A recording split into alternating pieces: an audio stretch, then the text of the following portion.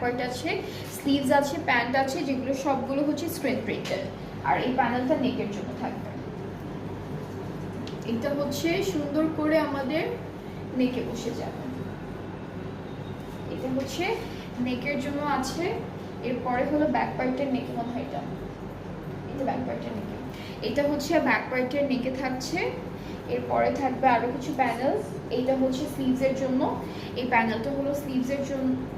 এটা হচ্ছে দুপাট্টার জন্য মনে হয় নাকি, তাহলে ব্যাক পার্টের জন্য।